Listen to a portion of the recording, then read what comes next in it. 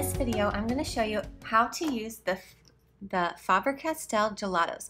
A gelato is basically a very creamy and thick pigment stick that Faber-Castell has come out with, and they're so versatile to use, and there's so many amazing things you can do with them that I just love to use them. So I'm going to show you 4 different ways to use them, and I'm going to start with the snow cone, the light blue that you would have received in your October kits, so that you can see kind of how I would use it. So the first thing we're going to do is a little bit like a water application. It makes like a splashy, watery texture. So what you're going to do is you're going to take your stamp block that you got from your starter kit and put a little bit of gelato right on the side of it. If you are working with a stamp block that has the grid lines, you want to make sure the grid lines are on the bottom, because the pigment will get stuck inside the grid lines, and that's really not what we want. And then I'm going to add a little water with my paintbrush, just put a little water in my paintbrush and kind of spread out the pigment. Make sure it's all wet. If you get any clumps like this one, I just remove them. Okay, so spread it out as large as you want. Now what you're going to want to do is get a second sheet of paper or a napkin and stamp it once. So I'll use this napkin and stamp it really lightly one time, maybe twice, just to break it up so you can see the texture behind it and you don't have a straight just puddle of pigment. Now because this is a lighter color, you may not be able to see it as well, but it's going to add that really pretty splashy look. So you just press it down on your paper and then remove it. And you can see it's got a lot of water. This is probably good for if you were to use it on Jesus Calming the Sea or Jesus Walking on Water. This is an excellent little texture to use for the background of that Bible journaling entry. So you can obviously do it as many times as it takes. You can do it with darker blue. You can do it with lesser water or lesser pigment to create more of the splashes, or more to create more of the puddled water look. So that's just one way you can create texture with gelatos. So I'm going to clean that off. Clean off my brush. Clean off my stamp block. If it doesn't all come off, I can just use a little bit of water later. Another way to use gelatos is to apply it with a napkin. So what I'm going to do for this one is I'm still going to work with this light blue. And I'm going to put it, I don't know if you can see, I'm going to put a little bit of it on my parchment paper first. Then I'm going to take a napkin and place my finger inside the napkin. I'm trying not to put any like creases because I don't want that texture to show up. I just want it to be flat. So I'm going to put my finger in there where the napkin's nice and flat and rub my finger into the pigment. It might take a little bit for the napkin to get saturated before it applies well to your paper, so feel free to add as many layers as you need. So then you just take it to your paper and you start rubbing. It creates a really pretty little shaded effect. I know the color is light. I can always go back and make it darker or use a darker color, but I wanted to show you with this light blue to kind of show you a subtle way to use it, maybe to make clouds or to just add a little bit of a shadow. And again, the more you add, the more you'll see the color. So see how I'm just blending it on. The little bit of texture you see is from where I applied my gesso, and it maybe didn't get fully flattened out. But I'm okay with that. Art is a process, not a perfection. You just keep spreading and spreading. And if you have any harsh lines, you can just rub them out.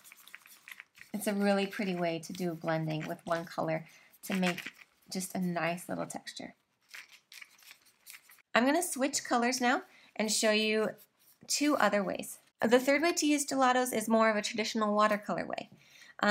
But the amazing thing about gelatos is you can keep adding layer after layer, and the color will just become more and more rich and will never really look muddy.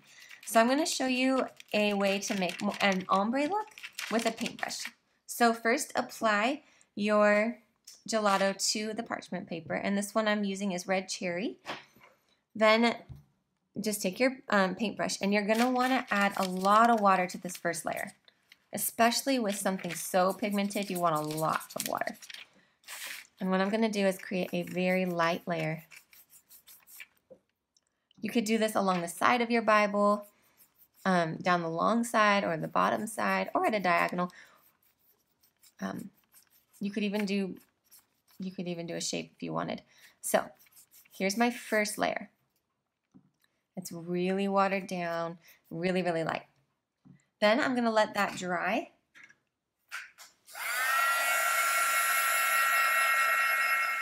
The reason I'm letting them dry between each layer is because I really want that definitive line between the layers to show up. If you didn't wait till they were dry, you could, of course, blend them in and they would look just stunning as well. But my layers, I want to have a line. So I've got another thin layer. As you can see, the color's getting darker. So I'll go ahead and let that one dry. And I'm just gonna keep adding with less and less water until I get the amount of layers and to the depth of color that I want.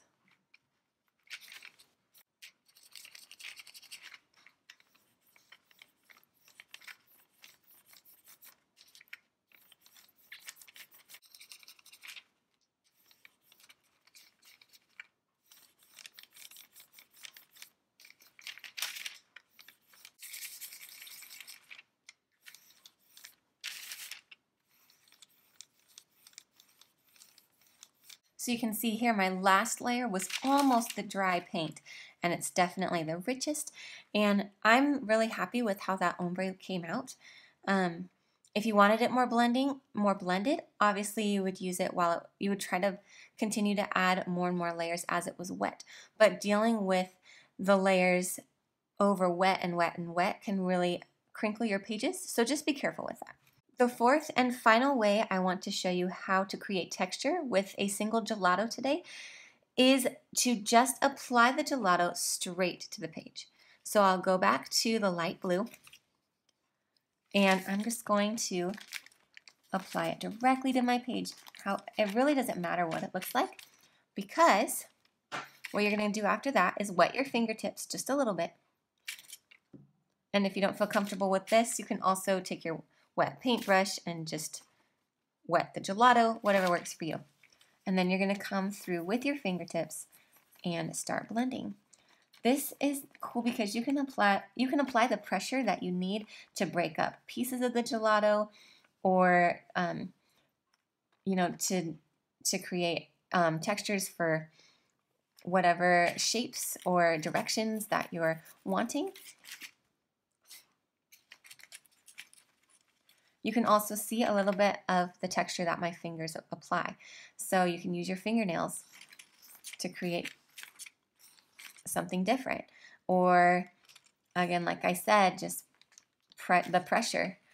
So there's lots of ways to use this to create a background for your Bible journaling entry.